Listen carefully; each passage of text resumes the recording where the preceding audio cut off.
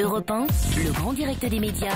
C'est tout comme. Bastien Millot, Bonjour. vous vous intéressez aux séries qui marquent ce début d'année 2012. Absolument, Jean-Marc, et une fois n'est pas coutume, saluons d'emblée, comme ça ce sera fait, une bonne série française. Ce soir, France 2 diffuse 2 nouveaux épisodes des Hommes de l'ombre, une série fétiche qui est loin de faire tâche. Nul doute que le public prendra le temps pour ce suspense haletant, avec l'acteur Bruno Volkovich dans le rôle du conseiller Simon Capita. Aucune chance de voir les audiences capoter, et preuve que le casting était vraiment de qualité, même Nathalie Baye a cédé.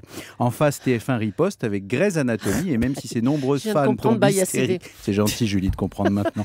En face, TF1 riposte donc avec Grey's Anatomy, et même si ses nombreuses fans tombent hystériques dès qu'il manie le bistouri, la star Patrick Dempsey sait que le combat sera délicat. Cela dit, à l'audimat, les pros de la blouse sont loin d'avoir le blues. Devant leur salle d'opération, le public reste à bloc. Quant à M6 demain soir, elle sort le M16 en diffusant La petite sœur d'Esprit criminel, diffusée elle sur TF1, ce qui n'empêche pas malgré tout les téléspectateurs d'être nettement moins rivés devant cette série dérivée. Comme d'habitude, les criminels ne feront pas semblant et le résultat sera sanglant, mais à force de toujours nous montrer plus de violence dans les feuilletons, cette mode finira bien par être dépassée, de quoi placer cette série dans la catégorie des hémoglo has-been. Et cette année encore, Bastien, la domination américaine en matière de séries ne file pas. Bien sûr, Jean-Marc, les producteurs français ont même tendance à trouver le paf yankilosé par les séries américaines. Par exemple, en 2012, il faudra encore compter sur Dr House. TF1 mise toujours autant sur son C-Docteur, spécialiste du diagnostic hostile, ennemi de la douleur et ami des dealers. Dès son retour, le 14 février, le médecin devrait rééditer de bonnes perfs. Courage, plus que 2 semaines à se montrer patient avant de les retrouver, lui et ses patients.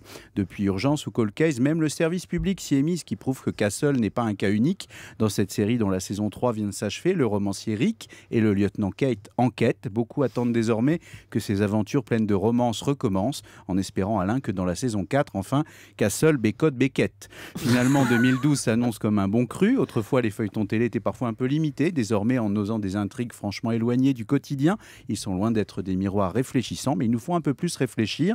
On ne demande donc qu'à découvrir de nouvelles séries du même genre, capables à la fois de faire travailler notre matière grise et de nous faire passer des nuits blanches. Merci beaucoup, Bastien Millot.